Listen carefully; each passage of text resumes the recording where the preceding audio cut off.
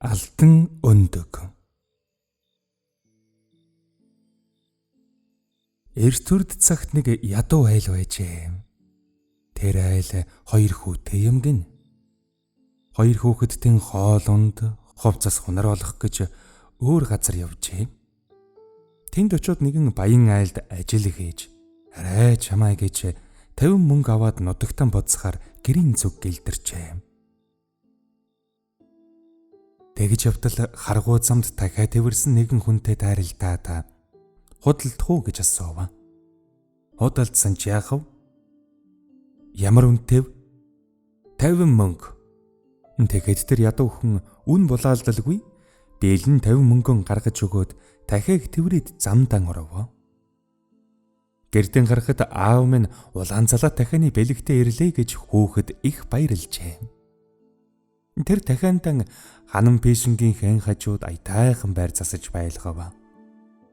Өнөг өглөөгөр дахиан дуугарав. Гэрийн эзэгтэй нөхөр хоёр очиж үзвэл дахиан чулуун өндөг гаргаад дуугарч байв гин. Ямар жигтэйхэн дахиа вэ? Дахиа байдлаа чулуугаар өндгөлдөг дахиа гэж бас байдгийм аа. Хэмээн эмгэн өвгөн хоёр гаслав. За яах вэ? Чулуу мэр суусны хэрэг юу байгаав? Хэрэглэх хүн авч магад гэж өвгөн өндгөн өвөртлөөд худалдаачинд очив.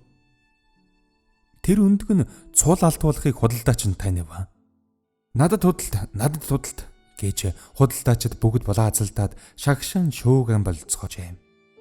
Хамгийн дээд үн өгсөн худалдаачинд өндгөн худалдаад түүгээрээ бүс бараа идэх уух юм худалдан аваад дааж ядсан үүрэгтэй гэртээ боцож ирвэ. Улаан үзгэн хүүхдүүдийн ховцослаад хоол унд тавилав. Айл аймаг баяных нь энэ маань гинэт хаанаас ол зомог олдог болов гэж дотор нь хар боов. Тагнасаар сүүлдэн дахиан алдаар өндгөлдгийг нэгэн худалдаачин хэсүүлж лам мэджээ. Тэр лам алдаар өндгөлдөг дахиаг ямар арга мэхэр гартаан оруулж идэх вүлээ гэж уураг тархин гашилтал бодож хатан гартав. Түүнээс хойш худалдаач хэсүүлж лам өнөөх ядуу айлынхыг эзгүүд нь очдог болж. Алтан өндөгнүүдэн зараад гэр орноо өөд татаж айл шиг аж төрдөг боллоо гэж тэр хүн бодоод нэгэн өглөө алтан өндөгнүүдэн цуглуулж аваад өөр газар явжээ. Гэрийн эзнийг явахтан хамт таниулж лам мэдэгдэлгүйгээр гэрт нь орж алтар өндгөлдөг дахианы хүзүг хуг мушгаад явчихав. Ламыг юмд явж байгаад эргэж ирэхэд нь өнөөх айлын хүүхдүүд үгсэн дахиагаан тойрч суугаад л уйлцгааж явгэнэ. Хүүхдүүд чинь юунд уйлээл дав гэж лам мэдэхгүй дөр үзүүлэн гэрийн эзэгтэйгээс асуув. Дахиа минь өгчихжээ гэж гэрийн эзэгтэй хариулаад буруу харж нүднийхээ нулимсыг ардчихна. За дэмий юмд уйлж гашуудсны хэрэг юу байх вэ? Энэ дахиа шувуу очно байдхан гээгэн гавж гэвчтэр ч бас нас бардаг юм шүү дээ гэж хэлээд үл мэдэгч болон сов. Үгүй дээ, дахиа минь юрийн дахиа биш юмсан. Алтаар өндөглөж манайхны аж амьдралыг минь залгуулж байсан юм гэж гэрийн эзэн эзэгтэй хоёр хариулав. Зайлвал тийм үү. Дуулаагүй юм а дуулав гэд намынчлан мөргөж амандан юм бовтнана. Үгүй тэгтэн энэ ч нарийн гээгэн бурхнаас саяасан ариун шувуу байсан бол та. Ийм учраас би лам гээгэн бурхны шавтал гээгэн оронд дэгдэж өгье дээ гэж хэлээд эхнэрийн үрдээс залтайгаар хараад суужээ. Ламгой таны зарилгаар болгодоо гэж тэр эхнэр аман дам бөвтнава. За тэгвэл зүгээр суух хэрэггүй. Өөнийхөө өдийг сайн зулгаагаад нэг ч өдсөд газар дундгалж хөргөхгүйгээр гал дариулж оргисныхон сүлд магаан бүгдийг нь чанаад миний өмнө байгаа бурхны ширээн дээр шүл устдаа тавьж орхигдун гэж захираад өврөөсөн хонх тамар гаргаж урагш хоошоо найхан ном уншиж эхлэв. Байсхийгээд л хумбан тогоон дотор буцалж байгаа махуд хяс харна. Төдөлгүй дахианы мах шүлтөгөн ширээн дээр бэлэн болов. Худалдаач хэсүүл лам нэрийн төдий ёслон бурхандаа өргөгч болон суусаар дахианы махыг элэг, бөөр, зүрхнээс бусдыг бүгдийг нь идчихэд за одоо танаа хэрэг ингээд бүтэв гэж хэлээд шам духнаар гараад явчихав.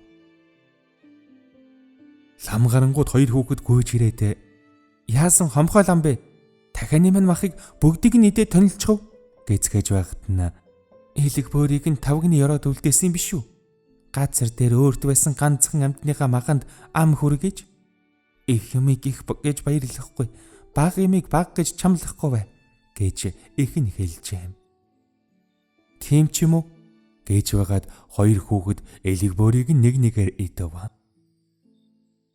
Тэр үед өнөөх бадарчин лам айлаас хол очоод хашгирч байгаад нулимж гинэ.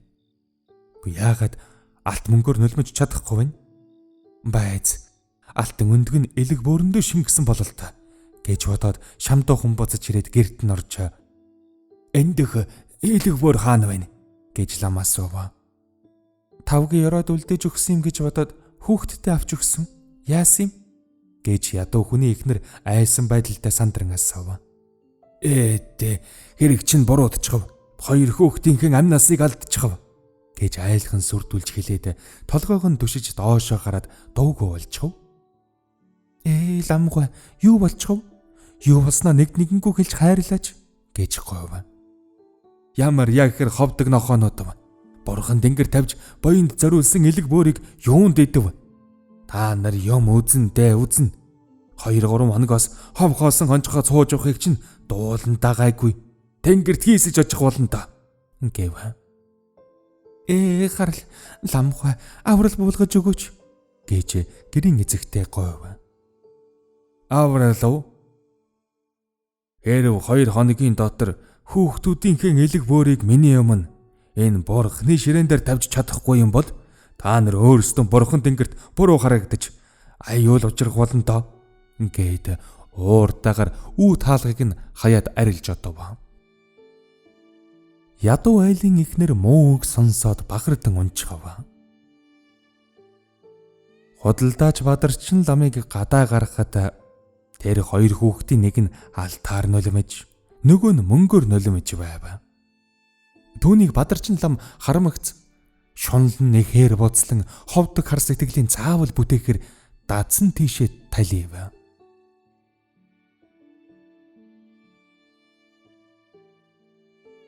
Түүнээс хойш 2 хоног өнгөрчээ.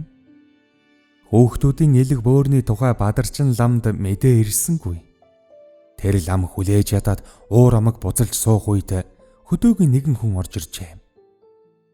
Тэр хүн бурханд залбирч мөргснийхөө дараа ламгой хоосон ядуу ядарч зовсон хүн хайр хишиг хүртээж надад бурхан тэнгэрээс боён буулгаж өгөөч гэж сүгдэн говь. Яасан сайхан завшаан дайралдав.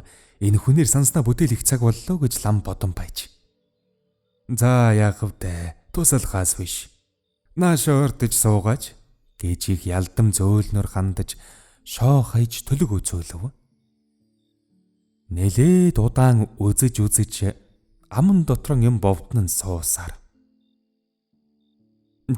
Урд насандаа том муу хэрэг үйлдэж явсан хүн байна. Тэр чинь энэ шоо төлгөд ил тодорхой харагдаж байна.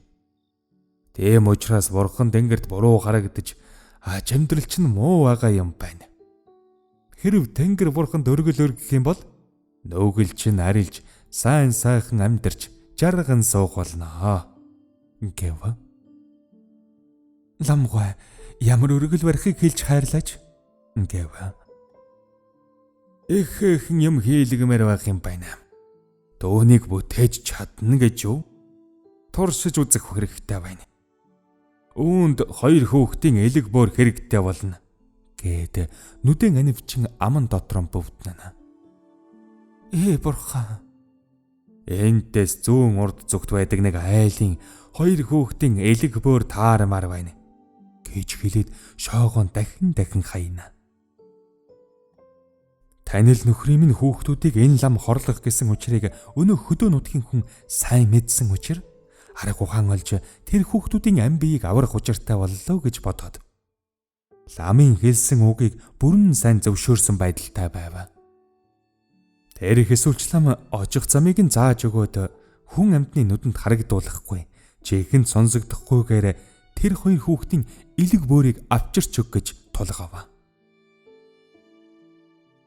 Өнөөх хөдөөгийн хүн дадсан дугнаас гарч танил айлдан шууд очив. Тэр айлын хоёр хүүхэд гаднаа тоглож байв.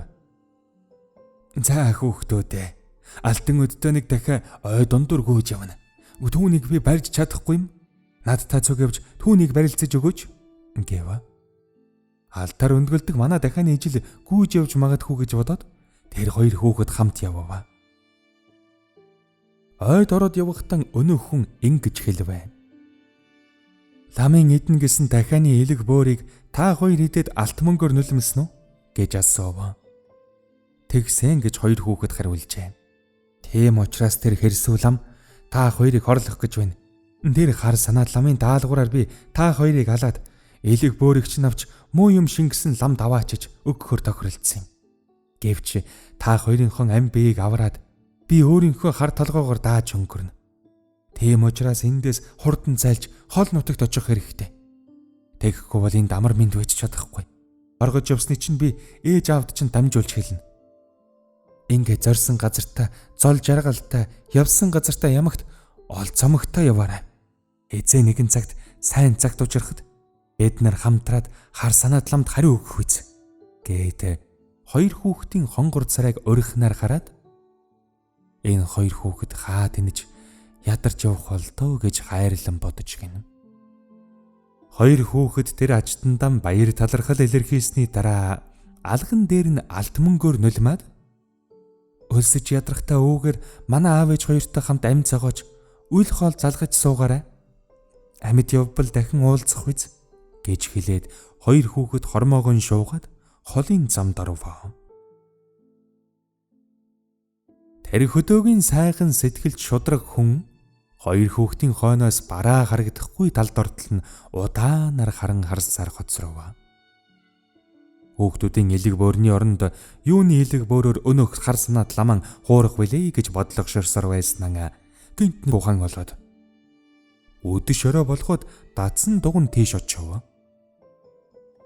Лам банд нарын хоол хүнсний хог шавхроо ясус шиншиж явсан залбин нохоонуудаас хоёр нохоо барьж авч алаад түүний элэг бөөрийг аяг тавг дотор аятайхан тавиад хэсүү ламын өмнө тавихтаа хүн амтны нүдэнд үзэгдэлгүй чихэнд сонсогдолгүйгээр таны загсан захиаг гүйцэтгэв гэлээ.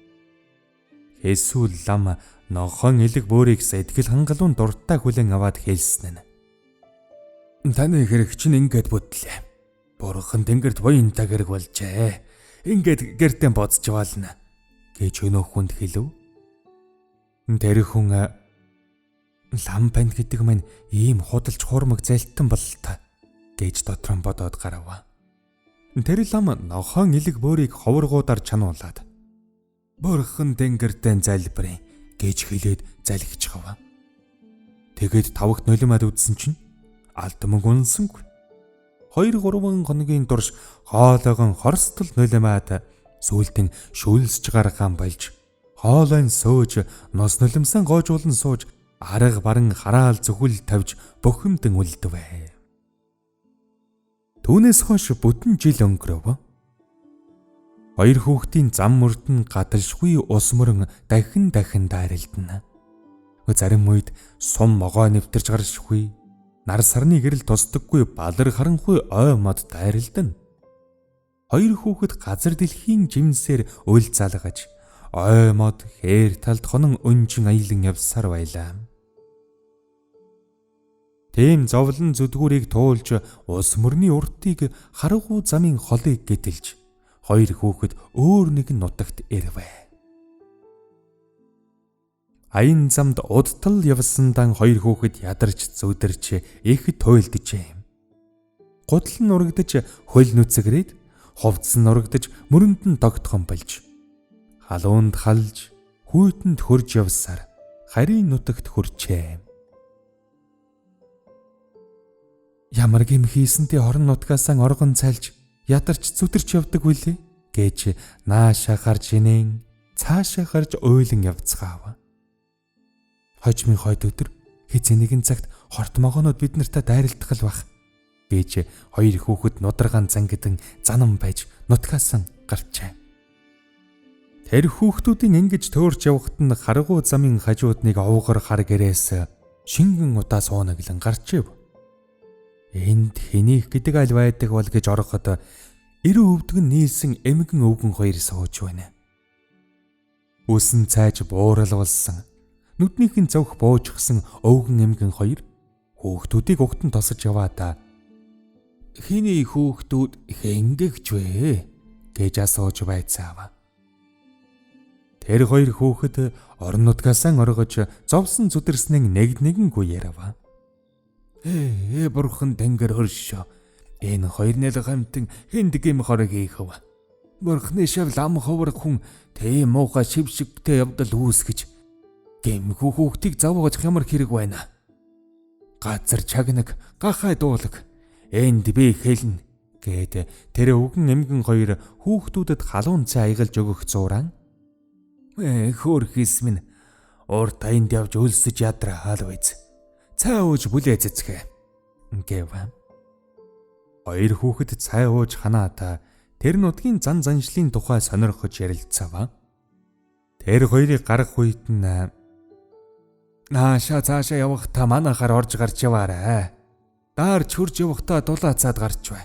Өлсөж цангавал хоол унд хийж идээд явж бай" гэж эмгэн өвгөн хоёр захив. "За гэлаалаа" гэд хоёр хүүхэд өвгөн эмгэн хоёрын алган дээр алт мөнгөөр нулимад гарч одов. Тэр хоёр хүний зэрэгтэй хувцас хунартай болоосой гэж бодоод алт мөнгөөр нулимж сансан санаандан таартал хувцслав. Шинэ хувцас өмс чөөд биеийн таним айргуу болж инээд наатан болон цааш одов. Тэр хоёрыг явж байтал холоос хааны ордон гялалзаж харагдана. Тэнд юу байдаг бол үзье гэж бодоод очиход хааны охидын цэнгэдэг хашааны доторх цэцэрлэгийн гоё сайхныг удтал ширтэн харав. Орж үзэх гэхэд хааны харуул цааш гიშгүүлсэнгүй. Хоорой галбаг аманд багтахгүй байна да гэж бодоод буруу харан байж алд мөнгөөр нулимад түүгээр гарын бэлэг болгон хааны харуулуудад адхуулав. Тэгтэл цэцэрлэгийн хаалга хоёр тийш нэгдэхэд хөвгүүд цэцэрлэгт орж яваад нэг нь ингэж хэлв. "Хаан хүний цэцэрлэгийн үд алдан мөнгөн дэлхүүрээс бусдад нээгдэхгүй болол та" гэж хошигнон ярилцаар цаашлав. Тэндхийн гоё сайхныг хэлээд барах аргагүй. Элдв олон төрлийн жимс ургамал модтой ажээ. Дэлхий дээр үзэж хараагүй янз бүрийн шувууд дуулалдана. Хоёр хүү түүнийг шимтэн чагнаж байснаа сүүлдээ босож суун чагнахан байгаад бүр хэвтээд чагнав. Ингэж хэвцээр байгаад нэг мэдхэд тэд унтцгаасан байв. Унтаж сэрэхэд хаав гаранхуу шөнө болж модны гişүүбэрд зол гялалзан бадарч хол ойрын газар өдөр шиг тов тодхон харагдаж байв.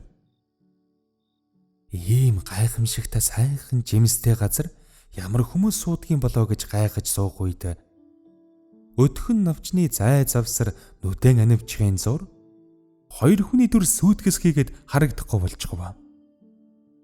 Энэ маань юу юм бол хүн юм уу? Нүднийхэн сормосыг харав уу гэж сонирхон заавал мэдэж авах юмсан гэж бодоод ургаж байгаа ногоог найгуулахгүйгээр урсаж байгаа усыг цалгиулахгүйгээр муур мэд мираж өдхөн навчин дотор сар өвчлөн. Их удаан ширтэж чагнаж явсантаа хөөхтүүдийн нүд хөхөрч хөлн чилж эхлэв. Тэгж явтал урд дуур нь шар үнэгний сүл шарвас хийгээд алга болчихов. Энэ маань юу гихч вэ? Үнэгний хойноос хөөж яваа ушууга гэж бодовч эр хүн зорьсон тон эхнэр хүн эсэгсэндэн гэлцэж явхад урд дуур нь чандаг шиг цагаан юм цаавэлцэх хийгээд үгүй болчихов. Хөөе, бид хоёрыг заль түнэг залилж байгаа байх. Төмөн олны дунд наадам дохоо болохоос урд болиито гэж ах нь хэлв. Байз надад хөөхнүүд явж байна уу гэж санагдах чинь юу вэ гэж дөөхөн хэлв. Цааталд нь эмэгтэйчүүдийн инээлдэх дунд сонсдоо. Үгүй энэ маань лав эмэгтэйчүүд гээд ахынхаа урд ороод хаа байна уу та гэж аажим махнаар дуудав. Хаан байна та гэж бас цаанаас дуудхан сонстов. Энд байна та хаан байна. Энд байна та хаан байна гэж бас тэр дөрөн хэлэг сонстов. Хоёр хүү үүгээр түүгээр бэдэрч эцэж зүдрээд тэр байрандаа буцаж иржээ. Тэнэг тарих холио эцэснийг яана. Энэ маань ойн цөөрэ байлгүй дээ гэж бас тэр хоёрыг дөөрэн дуурав. Явъя цөөрэ дуурч байна гэж ахын хэлэхэд бас л адилхан дөөрэж цаана нь дуугарч байв. Тэнд хэн байна? Наашир гэж баг хүү ууртаагаар дуугархад тэнд хэн байна? Наашир гэж ууртаагаар хэлэх нь жимсний модны ингээр ив ийлхэн сонсдно. Хоёр хүү басан хараагаад модны орой өөд харахад маш сайхан нэгэн шовоо сууж ив. Ах нь харж байгаадаа энэ таны гайхалчин дуугарч байгаа бол та шулам гэж хэлэхэд тэр шовоо доошоо хараад энэ таны гайхалчин дуугарч байгаа бол та шулам гэж аваадлахнаар хүн шиг хэлв. Ах нь өндөр дуугаар тачгин төлхөхрөв. Тэр шувууч бас дуурайж тачгин төлхөхрлөө. Зарим орон нутгийн шонхор шувууч хүний хэлээр ярьдгийн байна гэж гайхалдан явсаар. Эхнэр гэсэн чинь энэ шонхор шувуу залтүнэг байгаа бол та гэж ах нь дүүдэн тоглож ярав. Тэгэхэд хааны хоёр охин нуугдж байгаад тэднийг өдөж инээлтгэн сонстов. Тэр хоёр хүү эмэгтэй хүн шувуу хоёрын аль нь инээснийг ялгаж мэдхийн аргагүй болов. Маргааш өглөө болж хонгор шар нар гарч зэзэрлэг бүрж үдсгэлэнтэй сайхан байв. Хоёр хүү тэнд цангиж явдал хааны хоёр охин яаралгүйгээр тэдний хажуугаар өнгөрөхдөн хялам хийж хараад нүдэнтэй цогтой хоёр хар хүү гэж хоорондон ярилцаад өнгөрөв. Тэр хоёр охины нэг нь шар торгоор хувцалсан, нөгөө нэг ялалцсан цагаан торгон хувцастай байв. Тэдний түргэн алгахад цагаан торгон хувцас салхины аясаар цайвэлзэн хийсэн. Шар торгон хувцас нь эрвээх шиг намилдсан байв. Өнгөрөгч шөнө үнэх ч юм уу чандах ч юм уу эхнэр хүн ч юм уу гэж тааварлсан маань лав энэ үдсгэлэнт гоё хоёр сайхан хүүхэн байх нь гэж мэдэж авлаа. Хоёр хүү энэ үед эрийн цэнд хүрсэн учраас гайхалдан инээдэн барьж чадсангүй. Хааны охид цэцэрлэг дотор явхад энд тэнд алтманг бялдсан үзэгдэнэ. Ингэж алтмангөр бялддаг хүн үзэгдэж сонсогдоогүй юмсан гэж хааны хоёр охин гайхаж байгаад алтмангөр бялдсыг цоглуулан авчээ. Түүнээс хойш хааны охид шугойд нуугдж тэр хоёр хүүгийн хойноос ажиглан дагана. Нэг өдөр нөгөө хоёр охины гэнт хартал нэг хүү алдаар нөгөө хүү мөнгөр нөлмөж суув. За та энэ хоёр маань ийм чадaltaй хүн байсан юм байна да гэж нэг охин нь хэлв. Нүдэндээ галтай нүүртэй цогтой шүрмэстэй хүүхдүүд байна да гэж нөгөө охин нь хэлв. Айда бид алт мөнгөөр нөлмөх чадaltaй байсан бол доо гэж хааны охид тэр хоёр хүү дадаа архав. Тэр эрдмийг нь хэрхэн яаж мэдэх вүлээ гэж өдөр шөнөгүй бодлогошорно. Нэгэн өдөр хоёр хүүг цэцэрлэгт наадаж явтал модны ёроол дугалзалж гойсон торгон дэвсгэр дээр алт мөнгөн домп харагдав. Түүний дэргэд элдв зүйлсийн жимс идээ хоол бэлтгэн тавьсан байв. Энэ ордонд суудаг залуучууд энд иржсэн гэдэг юм байна. Эзэн нэрхийн өмнө эндээс зайлах юм байна. Гээд хоёр хүү явах гэтэл угалцтай торгон дэвсгэр дээр дөрвөлжин үйс байв. Түүнийг авч задлаад үзэхэд умдаасан хүнд унд бэлэн, өлссөн хүнд хоол бэлэн, сайн сэтгэлтэй бол амсаг, муу сэтгэлтэй бол тонлог гэсэн үг бичсэн байв. Өлссөн учраас эдий, ундаасан учраас ууй. Ийм сайхан цэцэрлэгт хор сэтгэлтэй хүн байхгүй. Янаг амаргийн сэтгэл харин байж магад гэж баяртайгаар ахын хэлж мөнгөн домбтой арихнаас хундаг дүүрэн хийж. Дөрөө урт боловч газарт хүрэхгүй, дүү сайн боловч ахтай хүрэхгүй юм. Би ч агуулгаар урдаар хүрдэж орхих уу гэд арихын амталж үзээд. Яста амттай ундаа байна та. Үүнд аюулгүй уу гэж алтан домбноос дүүдэн аягална. Мөнгөн домбноос өөртөө аягалаад "Этэ хоолнд эзэн гэж байдгийм. Эзэн гүйж чадахгүй жимснээс гарсан ундаа бол жимст модонд дээж өргөе" гэж хоёр хүү хундагтан архиа навч наханд өргөв. Тэнд биеэ нууж хэвдсэн хааны охидын торгон замцанд хурбар хоошиг тулсав. Энэ хоёр хүү бид хоёрыг энд хэвдэж явахыг мэдчихэд хорийг минь маажиж байна уу гэж санавч нойтон хувцастай гарахаасан эмээж хэвдсээр байв. Ах トゥ хоёр алтан хундагнуудыг солилцсон мөнгөн хундагнуудыг мөргөлдүүлэн байж уuna. Жимстэй сайхан идэ хоолноос жаал хүртэв. Ам халж 10 хүнтэй тэнцмэр чанга ярилцав. Тэгэд суух зуран дахин илэгбөр идээд алт мөнгөөр нулимдаг болсноо ч ярилцжээ. Алт мөнгөн домбноос амсан байж архиндан ах トゥ хоёр согтоод дом савныхан хажууд хоёул унчихав. Тэр хоёрын додор нь муухайрж бөөлжжээ. Нэг нь бөөлжөхөд дахианы илэг, нөгөө нь бөөлжөхөд дахианы бөөр нь унав. Навч нахай дотор чагнаж хэвдсэн хааны хоёр охин сэмээрхэн ирж дахианы илэг бөөрийг бөөлжснөөс ялган авч улаан торгон дотор боож аваад нэг нь дөрвөлжин хусны үүсэн дээр бичиг бичиж угалцтай торгон дэвсгэрдээ тавиад цаашаа явав. Хоёр охин дахианы илэг бөөрийг арчиж цэвэрлээд залгих болов. Игч нь залгихаас зэвүүрхэд идэж өгсөнгүй. "Би дүүд бол хөвөн ихийг идэнэ" гэд элэг залгисныхаа сөүлдэн алтаар нулимав. Игч нь түүгийн харан атаархах сэтгэл нь хөдлөн чичрэн байж бөөр залгиад мөнгөөр нулимав. Дүүн өглөө ирдсрээд ам заваараад нулимав. Бэлцсаас цагаан хөөс гарав. Гайхаад бас нулимна. Бас л цагаан хөөс гарна. Хөвөн айж цочсондон огл харин босож ахаан сэргээгээд "Уун гисэр багт бид өө гашууд онов." "Юу болов?" гэсэр ахын босов. "Би чинь алтан шүлсийн цагаан хөөсөөр сольсон байна" гэж дүүгэн хэлэхэд ахын сонирхоод нулимхад бас л цагаан хөөс гарав. Зол жаргалан алдаж орхив гэж ах トゥ хоёрын ярилцж суухад угалцтай торгон дэвсгэр дээр хус модны хэсэг үйс харагдана. Түүн дээр тодоос тод ингэж бичсэн байв. "Ууга дунах муухай, согтоод чалчих балагтай. Бидний хойноос гэтэж байдаг тагнуул байдгийм байна" гэж ах нь хэлв. "Тийм, бид хоёрыг мэхэл согтоохын тулд энд идэх хоол уухундаа зориуд тавьсан байна. Тэр өрхөнд орлоо шүү дээ" гэж дүүн хэлв.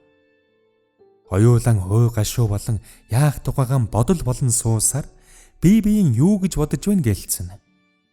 Тэр хоёрын хэнэнч мэдэхгүй байлаа. Одоо ингээд л хоосрох цаг боллоо гэж хоёр хүү хусман чамлсан хүүхэд шиг морин алдчихсан өвгөн шиг дуугүй доошоо харан сууцгаана. Сайхан жимст цэцэрлэгт гоё сайхан шувуунуудын жиргэж дуулдахгүй нам гүм. Цэлмэг тэнгэрт ман татаж газар дэлхийд альбэлзах шиг болов. "Энэ цэцэрлэгт чи бид хоёр суугаад яах вэ? Эндээс гарч явъя та" гэж ахын суудлаасан босов. Ах минь үүнд санаа зовсны хэрэггүй. Өөрийнхөө чадлаар олсон зол жаргалыг хинж булаач чаддгүй юм. Эргэх наран ээлжлэх төр байдгийм гэж дүүн хэлв. Алт мөнгөний ид шидэн энд орхилоо гэж бодсоор ах トゥ хоёр хааны охидын цэцэрлэгээс гарч одлоо. Ядарсан хоёр хүү өлсөхтөн өр жимсээр хоол хийж, даарч хөрөхтөн уул хаданд хоноод явж байлаа. Олон юм ой ухаанд бодогдож, орон нутаг аав ээж санагдана. Нэг өдөр замын хажууд байсан айлыг үзээд аав ээж хоёрынхон амар мэнд суугаа эсхийг сонсож магад гэж бодоод ороход хоёр хөгшин өөрийнхөө хүүхдүүдийг ирсэн шиг угтанд тосож аваад ширдэг дэвсгэр тавьж сууж амрагтун гэж хэлв. "За хөгшин аав хөгшин ээж амар мэнд сууж байна уу?" гэж хоёр хөвөн амар мэндийг айлтгаад суув. "Сайн хүүхдүүдийнхэн амны бэлгээр сэтгэл баясаж амар мэнд сууж байна. Сайн юм хийснийг сайнаар хариулна гэдэг үг байдаг гэсэн. Бид чинь хөгшин настай болсон ч чадхаараа хүн тусалж байх юмсан гэж боддөг юм шүү. Үгүй хүүхдүүд минь би сэтгэлээрээ уйдгарт хатсан Цэлмэг нүд нь өө гашуун давтсан юм уу гэж санаанд минь оров. Айл буруу ойлгов би гэж хөгшин хэлв. Хөгшин ээж минь тийм ч байж магад. Хаврын гавсраг хар салхинд нүд минь нуугдсан байж мэднэ. Орон нутгаасан гарч удсан учраас би сэтгэл чилсэн байж болно гэж хоёр хүү хөгшин ээжийнхэн санаа сэтгэлийг засаж хэлв. Өвгөн эмгэн хоёр шаар цайгаан самран чанж байх зууран ингэж хэлв. Бид чинь нэг сонинтой сууж байна. Хааны охид алт мөнгөөр нулимдэг болсон гэж ард олны дунд сонин болгон ярилцсан. Төвний тухай хаан найр наадам хийхээр эхэн бэлтгэл хийж байна гэлцэн. Та хоёр минь сонсоод явж байгаа ч юм уу гэлээ. Тийм мэдээ сонсоод хоёр хүүгийн царай барс хийж суудлаасан босон харыг алдавч өөрийнхөө нууц хэргийг мэдэгдэхгүй өнгөрүүлэхийг бодож биеэм барьж суув. Сонсхон ч сонссон юм байна. Гэвч нарийн сайн сонссонгүй. Тэнд хэн хүн очиж болдгийм үү гэж нэг нь асуув. Бололгүй яах юм? Хаан алд мөнгөөр нулимдаг охидтой өнөр баян суудаг юм гэж албад олон минь мэдж аваг. Харин гүрний хаад сонирхог. Дэлхий дээр над шиг алт мөнгөөр нулимдаг охидтой хэнч байхгүй гэж тунхаг тархаасан та. Хэн хүнийг очиход хориглохгүй байх гэж өвгөн хэлжээ. Үгүй та хоёр үүнийг сонсолгүй хаагуур явж байдаг юм бэ гэж асуув. Бид чинь эсэм минь өөрийнхөө орон нутагт харихыг хүсдэг учраас өндөр уулын орой дээгүүр явж цаг өнгөрүүлдэг юм шүү дээ. Хөөр хийс хинч буруудгах вүлээ. Унсан газар төрсөн нутаг орон гэдэг мэн санагддаг л юм. Сайн цаг ирэхэд өөрийнхөө орон нутагтан харих цаг байлгүй яахав гэж өвгөн эмгэн хоёр хүүхдүүдийнхэн уудхарыг шуудлыг засаж ярьжээ. Тэрч тийм байж өндөр уулын оройгоор явдаг гэнэ. Түүгээр явхад ч болох биз. Тэгэж явахтан хичээж явагтун. Хүний нутгаас ирсэн учраас манай эндхийн орон дэлхийн удирал байдлыг сайн мэдэхгүй учраас ямар ч аюул тохиож болох юм. Газрын сайхан жимс байна гэд идэж болохгүй. Идэх юм бол таньж мэдээд идэх хэрэгтэй. Нас чин залуу нар чин дээр байна. Тийм учраас хоёр хүүдэн сургаал болгож нууц ямиг бүгдийг нь хэлж өгье. Өвгөн аав чинь чихтэй юм бол чагнагтун. Чихвчтэй юм бол хавчуулагтун. Хөвөөд минь гэж ярьж сууснаа зогсос гэж бодоод дахин үргэлжлүүлнэ. Өрд цагт бид хоёр шиг ядуу эмгэн өвгөн хоёр байсан юм байна. Алс холын баруун хойд зүгт цав цагаан үүлийг оройгоор нь шүүрж байдаг шов хоройтой өндөр уулын дээр хүн олны жаргал байдгийм гэж тэр өвгөн эмгэн хоёр сонсоод тийшээ зорж ядарч зүудрэн очсон юм гин. Уулын орой дээр жимстэй элдв өнгийн мод ургасан байж өвгөн эмгэн хоёр эцэж зүдэрч уйлсэж цангасан гэж хэлхийн аргагүй. Нэг модонд их сайхан жимс байсныг өвгөн авч идмэгц харин нэг сайхан морь болж эмгэн нь гүү болон ховирч. Тэр хоёр гэрхэн дахин хүний биетэй болох үлээ гэж уйлан гашуудан явсаар хүний дүрстэй жимс харагдахад түүнийг олж идээд хүн биеэн бэйлээд хойшоож гаралгүй эргээд бодсон юм гэнлээ. Гээд хоёр хүү өөд харав. Өвгөн аав минь надад их сайхан үлгэр дүү хэлж өглөө. Таны хэлснийг хизээд мартахгүй санаж явъя гэж хоёр хүү их санаа амарч үлми дээрэн өндөлцөн босоод. За баяртай. Бид хоёрын буцаж иртэл сайн сайхан сууж угаарай гэд явжээ. Харахгүй замдаа хоол хийж яваарай гэж өвгөн эмгэн хоёр өггэн удлан малгайн чиний мах толгойн чиний тос өгчээ. Хоёр хөвөн эмгэн өвгөн хоёрын үн ихтэй өгнүүдийг үлдээлгүй сонсож аваад хааны огтд гар өшөө боцлон хортонд хороор ханддгийм гэж хойд хормойгон хондлоо дэрийн шууж ханцууган сугандаа хүртэл шамлаад алс холын баруун зүгийг чиглэн явжээ. Тал ихээр газраас тас шувуу шиг талиж очив. Бөгтөр модны орой дээгүр босоо модны гişүү дээгүр харайж гүйж явв. Яван явсаар дөхөн дөгсөөр урд үзээгүй өндөр уулын хормойд хүрв. Өгвөл яс үсээ энд орхих үз. Яавч хоёулаа хамтдаа гээд уул хадны ормоогоор өгсөж хад хавцлын ирмэг дээгүр арай гэж авирч хэд дахин хальтарч унан арьс махаан урж амь насаан алдагд өгөж яваад харахад хөвөлцөгч үүлний цаад захад хөхрөгч тэнгэрийн наад захад шөнийн харанхуйд уулын орой дээр гэрэл татаж харагдана. Бидний зол жаргалын тэмдэг энэ байна. Эр хүн зорьсон дон эхнэр хүн эсэгсэн дин гэж хоёр хүү малгайн чиний мах толгоон чиний тосон идэж хүчиндийн хүч нэмэн сайжрав.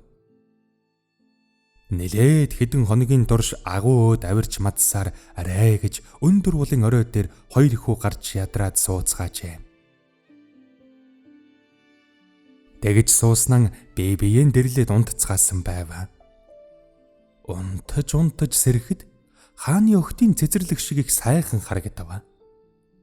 Зэс улаан жимстэй элдв төрлийн модод найган ганхаж хүний дур булаамаар олон төрлийн жимс алгалжээ.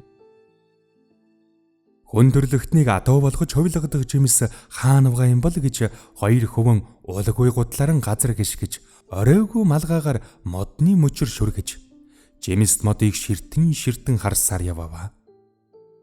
Олон янзын жимсийг амтлан үзэж явсаар арааны шүс гоожуулсан ер бусын сайхан жимс модтой дайралтав.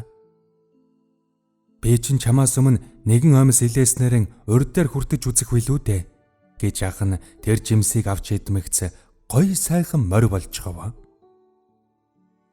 Заата энэ жимсэл бололтой гэж дүүн бодоод дахин хүн төрөлд оруулах жимс хаа байдгийм гэж бэдэрч явсаар олж аваад агтан идүүлэхэд тэр дөрөн хүн болон ховирв.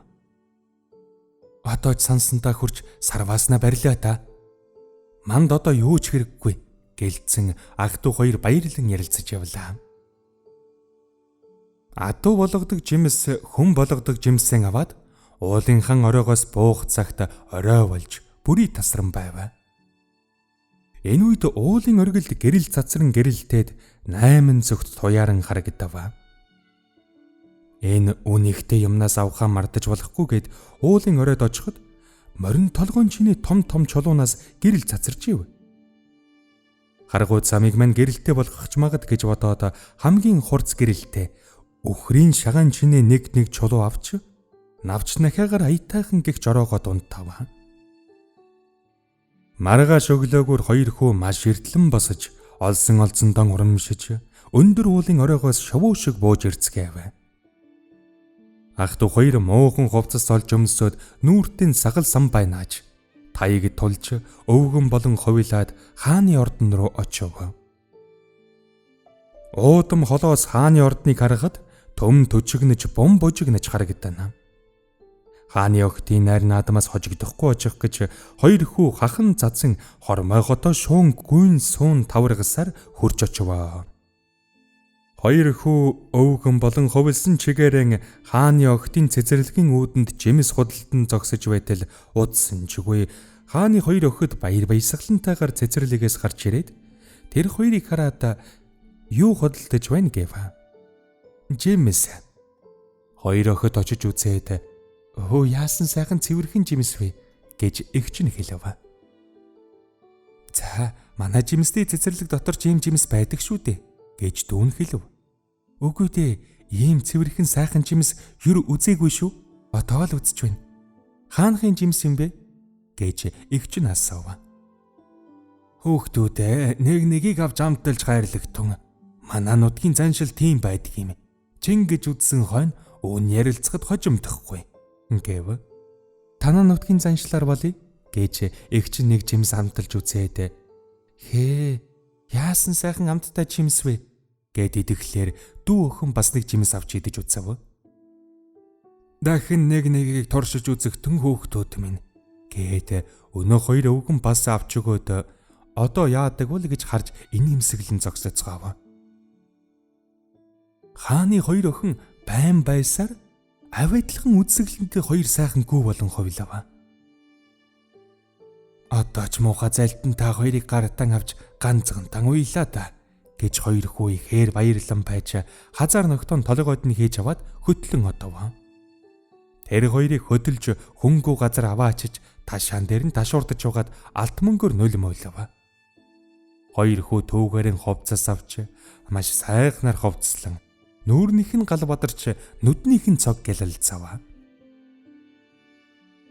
Авь адилхан хоёр сайхан гүүгээ нэг тэргэнд хөллөж хоёр хүү хааны ордон өөд хүн олны замаар өөдөө сөргөнд сайварлуулж явлаа. Тэр хоёр гүүг харсан хүм бүхэн нүд алдан шагшин гайхацгаажив. Яасан сайхан морьтой хөөхтүүд найр надам дээрээвэ. Миний албад олонд ийм их сайхан морьтой хүмүүс байна гэж сонсоогүйсэн. Хаанаас ирсэн юм? Хэрхэн яаж уран үгэндээ оруулж морьдыг нь авах вүлээ? Гэж хаан цонхоор хараад хатан танхилв. Олон түмэн олширч бужигнаж байлаа. Охид маань олонний дунд гарч алт мөнгөөр нулимж гайхуулах цаг ч боллоо. Огтон торог хоргоогоор ховцлож алт мөнгөөр чимэглэх цаг боллоо шүү. Гэж хэлхийн хамтар хатан өгдөөгүй гарч одов. Тийм ч их удсангүй. Хааны хатан гаднаас бахирсаар гүн орж ирээд орд дэвсгэр дээр нь өгдөөг унчхав. Яасан бэ? Юу болсон бэ? Гэж хаан гайхан асуув. Бурхан тэнгэр хөршөө. Би яаж тийм үг хэлэв? Асуувал харуулаас асуугтун. Гэж хэлээд хатан бас л унчхав. Яагаад юу болсон юм бэ? Гэд хаан бүс ээж хүслэлгүй нөмөгнөр холхиндог гутлан өмсөд үүдээ нэг мөргөж аваад гадагш гүн гарав. Хааны төшмөд харуул хайгуулууд угтан гүн яриад зайлвал хаан аваа хоёр өвгжөр хүн таны хоёр охиныг гүү болгон хувилгаад хөдөлж аваад явсан гэж хүн олны дунд үг яриа гарсан гэж сүгдэцгөв. Гүүгийн үү? Үхэл чин дадцгаа. Тэгж хэлий гэж хинээс сурв. Та нарыг энд орчин толгоогч наван та. Гэд хаан гал зургад өгөхөд яв. Зайлвал харсан олон түмэн гэрчилж байна шүү. Бид худал хэлсэн бол Тэнгэрийн аянга энд ормын улаан галаар нэргэг гэлцэн. Хааны уур омог шадан ойлон хайлан байж миний нэр төрийг хугалсан тэр хоёр зөнийг шоломсуудыг хүн амтнд мэдээлэлгүйгээр барьж аваад иргэтэн. Хэрв гүжүүцэн гаргаад байвал хүчээр авчирч тушаагтун. Гэж хаан хатуу зарлиг гаргав. Хааны ноёд төшмөд харуул хайгуулууд олон түмний дотор сарвчлан явж үүгээр түүгээр эревч олж чадсангүй. Хаан хоёр өвгжөр хүнийг ирж байна гэж дуулаад хоёр хүү хаанд очиж амар мэнд асуухынхан хамт. Дээд төрөлт хаан хоёр өвгнийг ирж байгаа гэвөө гэж дөрвөн янзаар асуув. Тийм ээ. Та нарыг хэн гэдгэв? Тэр чин харин бид хоёр мөн. Та хоёр уу? Гэд хаан дав хийв. Тэр үед хааны ноёд төшмөд орж ирээд гайхан харж зогсжээ. Мөн дөө бид хоёр гэж уужуу тайвуу ярьж суув. Миний охтын тухай мэдэх үү та хоёр? Мэдхээр барах уу? Харин сайн мэднэ. Миний охтыг адууны төрөлд оруулсан та хоёр уу? Тийм ээ, дээд төрөлт хаангуй. Төшмөд ноёд минь энэ амьд шулмсуудыг барьж хүлээд харанхуй мөсөн гяндангийн ёроолд хайж орхигтун. Гэж хаан хашгиран дэвгцчихэв. Төшмөд ноёд хоёр хүүг барих гээд ухас хийхэд хэлсэн нэ. Жаахан хүлээж гайрал. Хаан хүн байтлан яаж аврилж байгаа юм? Алга малын цус хишгийг авдаг, өөхөх хүний үгийг асуудаг гэдэг ёсыг бүү мартаарай. Гэж хэлэхээр нь хаан санаа орж төшмөд ноёдод хүлээж вэ гэсэн дохио өгөв. Таны хоёр охины амнаас бидний гарт байна. Тэр хоёр охин чинь бидэнд ихэхэн буруутай шүү. Хэрв өгтөө хүн төрөлд оруулж амнасыг нь аварна гэвэл та бид нартай хүн шиг ярилцах хэрэгтэй байна. Гэж хоёр хүү цэлмэг нүдэн завжилгүй шаасан гадас шахсан бяцлаг шиг байж хэлв. Яасан ч зүрх зоригтой хүүхдүүдв. Харц олны дунд ийм хүмүүс байдаг юм байна. Гэж хаан бодох зууран нэг ухаан орж хав шиг маасгнаж халуун туглах шиг бөмбөрөн байж та нар минь л мэдтээ гэв. Энэ талаар бид нар нүүр нүрийн ярилцвал танд дээр шүү дээ гэв. Болно гэж хаан зөвшөөрөөд төшмөд ноёдон гарцгаа гэсэн дохио өгөв. Тэд нар ч гарцгаалаа. За залуу хөвөөд яриагаан цааш нь үргэлжлүүлэх тун. Миний охид та хоёрт ямар гэм буруутай болов? Тэр чин сонирхолтой байна гэж хаан хэлжээ. Хоёр хүү цэцэрлэг дотор юу болсон, Хааны хоёр охин алд мөнгөөр хэрхэн нулимдаг болсон тухай нэгэнгүү дуустал ярьж байсаар энэ үнэн баримт шүү гэд үйлсэн дээр бичсэн бичгийг хаанд барив. Түүнийг авч уншаад цааш яриг гэж хаан хэлв. Таны хоёр охин бидэнд хүйтэн сэтгэлээр хандаж зол жаргалыг минь булааж авсан юм. Хариуд нь иймэрхүү явдал боллоо доо гэж хоёр хүү хэлв. Хаан алгуурхнаар доошоо суун нэлээд удаан бодлогошрон байснаа миний охтыг хүн төрөлд лав оруулж чадах уу гэж асуугаад хүлийн ядан суув. Хэрв бидний зол жаргалыг минь буцааж өгвөл таны хүсэлтийг ч заавал биелүүлж өгнө гэв. Тэгвэл хоёр талаасаа ярилцсан тохиролцъё. Миний ч хүүхдүүдийг өршөө, та хоёрыг ч өршөөе. Түүнийг нэхэгч хэрэггүй гэд хаан суудал дээрсэн огл өсрөн басв. Зөвшөөрвөл зөвшөөрье. Бидний зүгээс тохирохгүй юм байхгүй гэж хоёр хүү хэлв. Хаан нилээд удаан бодлого болон суусаараа хүүхдүүдээ алд мөнгөөр нулимдаг юм гэж албад олныхоо дунд зар дуунхаг тавьсан та. Хаан төрийнхөө нэр цолыг хуглах боллоо.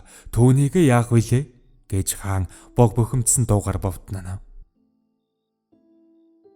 Хоёр хүү авайдлахын хоёр гүү хөдлөөд хааны хашаанд орж ирэв. Хаан хатан хоёр гараада бурхан өршөө гэж хашгираад ухасхийн унах төхөв. Хоёр гүүний нүднээс нулимс бөмбөрн тослно. Хаан хатан хоёрыг цаашаа харж багтун гэж хоёр хөвөн хэлээд тэр самбаанд маш сайхан жимс гаргаж гүүнүүдэд идүүлэхийн хамт тэр хоёр хүн төрөлтөн орж охин биеийг биелэж хоёр хүүд сөгдөв. Хаан хатан хоёр огтон хармагц баярлахын ихээр баярлацгаав. Та хоёр энэ хоёр хүүгийн үн ихтэй бэлгийг хэрхэн яаж авсан б? Түүнийг үнэн ёсоор хэлэгтэн гэж огтон сандрав. Согтож унгаад авсан юм гэж хааны хоёр охин өчөв. Өгөхөр наваагүй бол түүнийг эцэд нь буцааж өгөхтэн гэж хаан зарилэг буулгав. Хоёр охин яах чаргагүй болоод алд мөнгөн тавагт бөөлжж дахианы элэг бүр гаргаж хоёр хүүд барив. Хаан хүний охид байдлан хулгай хийх муухай юм. Хэрв миний бэлэгт ихээр дуурлавал сайн дураараа гүйж ирэхгүй яасан юм? Тэгвэл нэг ухаан байх байсан юмсан гэж хоёр хүү хааны охидыг шоолон улайлган ичээв. За, бид хоёр мөн өсөж өөдөлж 90 цент хүрлээ. Унсан газар угаасан ус төрсөн эцэг ихээс ханж байна. Харин хүн харид багтахгүй, хандгаан чимэг тогоонд багтахгүй юм гэж хуучны үгэнд байдаг юм. Нутагта буцах цаг минь болжээ гэж ах нь хэлв. Чи мөнж зөв ярьж байна. Өнөөх лөвөрчин лам банд нарт басамжлуулахаа болсон доо гэж санагдана. Үгээгүй ядуу эцэгийг хоёр минь ямар шүү аж төрж байгаа бол доо гэж дүүн бодол хийлэн байв. Хааны адуунаас морь шилж холын аянд ядарч цоцохгүй явхаар хазаар ногт толгойд нь хүргээгүй хоёр эмнэг хөлгийг шилэн барьж авав. Ах дүү хоёр хаш мөнгөн дөрөв дун дөрөөлж ард олныхон амар мэндийг айлтгаж үүлтэй тэнгэрийн доогуур үзүүртэй модны дээгүүр сум шиг шөнгөнөж шувуу шиг торойсоор одоход аян замдан алж хаалгүй сайн явж унсан газар угаасан ус нутагтан эсэм мэнд явж хүрээрээ гэж ард олон эрүүл тавин хоцров. Хоёр хүү аян замдан өвгөн эмгэн хоёртой гон уулзаж амар мэнд ариун эрүүлийг нь сонсоод цааш мордов. Тэгж явхад харгуу замд 3 лам зодолдож байхдаа арилдав. Та нар юунд зодолдож байгаа юм гэж хоёр хүү асуув. Бид нар олз булаалдаж байгаа юм. Зодолдмоор ямар олз болсон юм?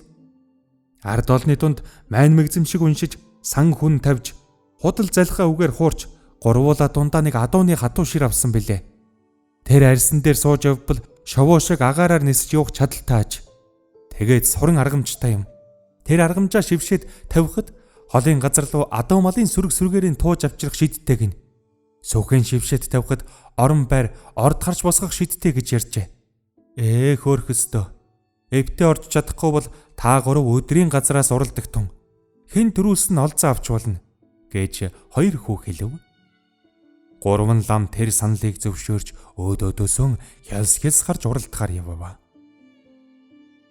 3 ламыг далд орохтун хамт Ах トゥ хоёр унж явсан мордынхон эмээл тохом хазаарыг аваад ууцсан бүдүүртэл таргалж, хурд тарга авч, хулан шиг хурц туурайтай яваарай. Бид хоёр шиг аян замд ядарч зүдэрч явсан хүмүүс эзэн чинь болж унаж яваг гэж хэлээд өвсний шимтээ ногооны уртад хоёр хөлгөөн тавьж орхиод аргамж, сүх, орхимж овоодоо малгайг галдаж орхиод ах トゥ хоёр адууны ширэн дээр суугатайхан хамт агаар тэнгэрт хөөрн дэгдэж хөөрн нисэв. Хоёр хүүгийн чих шууган нүдэн бүрлдсэн аль зүгт явж байгаагаа мэдэхгүй доошоо харахад газар дэлхий тогмын чинээ ус мөрөн далай тэнгис зүү шиг зуран харагдаж байв. Бусдын нутгийг өнгөрч өөрийн төрсөн нутаг усндан ирж байгааг хоёр хүү мэдэн сэтгэл баясаж гэрийнхэн дээгүүр 3 эргээд нутаг усндан бууж ирав. Орон нутг нь урд урдын хасан улам илүү хачин сайхан байв. Тэр хоёр хүүг хөх номон тэнгэрт элен халин байхыг хүмүүс туйлын ихээр гайхан хажирхаж байв. Хоёр хүү хоргой торгон хувцсан өмсөөд ам биеийн аварсан хүнтэй очив. Тэр хүн гэртээ байхгүй байлаа. Гэрийн эзэн хайжсан гэж эхнэрээс нь асуув. Халаг гэрийн эзэн гэртээ байхгүй байна гэв. Хайжсан нөхөр минь лам нартаа муудалцаад нүхэн гэрт хоригдоод их удаж байна. Өнчин ганц хүүхэдтэйг нь ядарч зүдэрч хэцүүхэн шигэл сууж байна та гэж ойлон хайлан ярив. Ямар ял хийсэндээ тийм чанга хатуу хоригдож байгаа юм гэж хоёр хүү санаа алдан өрөвдөн асуув. Урд нэгэн цагт ядуу байлын хоёр хүүгийн элэг бөөрийг бурхан тэнгэртээ дахил авна гэж нэг лам миний нөхөрт хатуу чанга нууц таалхар өгсөн аж. Миний өвгөн тэр хоёр хүүгийн амь насыг аварч харийн хол нутагт зайлагтун гэж тавьж явуулсан юм. Тэгээд нохоо алж элэг бөөрийг хоёр хүүгийнх нь гэж сувдаг ламд өргөсөн юм. Түүнийхэн сүлд бурхны шив болох ламыг мэхэлж нохон элэг бүр идүүлж бозрлов гэж ийм муухай ял дунгав гэж ойлгнан байж ярав. Тэр хоёр хүү өнөөж хүртэл орон нутагтаа буцаж ирээгүй чимээ сонсогдох юм. Хөөрхий амьтад амьд юм уу аль гээд үгийн дуусгав. Тэр хоёр хүүгийн төрөл садан эцэг их байдаг болов уу? Байдаг үгүйг нь мэдэхгүй. Хүүхдүүдээ холын ус нутагт нууцаар оргуулав гэж зэмлээд бас миний өвгний хамт нүхэн гяндангийн ёроолд хайсан юм гинүлээ. Хоёр хүү хөмхийг өнцөн байж шунлын толмыг залхаах юм байна гэж шийдээд дугуйн тийш явж оров.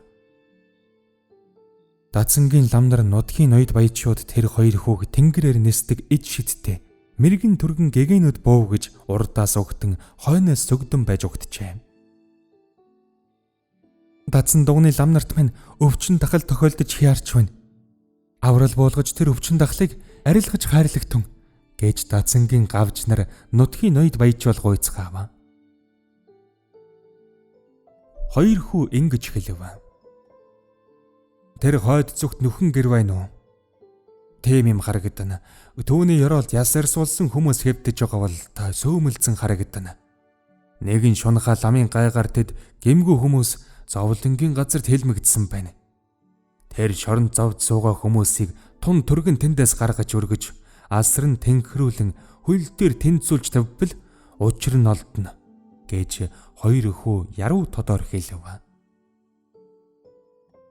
Нутгийн баяд ноёд лам нар тэр хоёр хүүгийн хэлсэн үгийг үгдүүгүй зөвшөөрч амьголтой төдийгэн хэвдсэн тэр хүмүүсийг бүгдийг нүхэн гэрээс гарган сарвал сайхан байранд суулгаж тэнхээ тамирыг нь сэлбэн асарч совлов.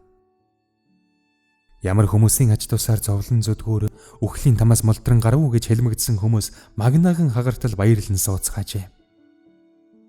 Тэр үед дудсан дагны найр болж тэр найрт сүсэгтэн олноор цугларав. Найрт газрын элдв төрлийн жимс худалдах хүмүүс мөн л цугларчээ. Хоёр хүүгийн нэг нь өвгөн хувцас өмсөд олон төрлийн амтад сайхан жимс худалдаж, хоёр хүүгийн элэг бөөрийг эргэж өнөөх лойвэрчин хэсүүл ламыг харан байтал лам орж ирэв. Ямар үнэтэй жимсв гэж тэр лам асуув. Урдаар амталж үзэх тун текстнийхоо нь хэлэлцээ гээд өнөөх залуу хүү морь болгодог жимсийн гардан өгөв. Үн өртөггүй юмыг нь идэхэд яахав гэж бодоод өнөөх ховдог шунхайлам жимсийг нь эдчихв. Залуу хүүч олон түмний дундуур ороод үзэгдэж харагдалгүй алга болчихв.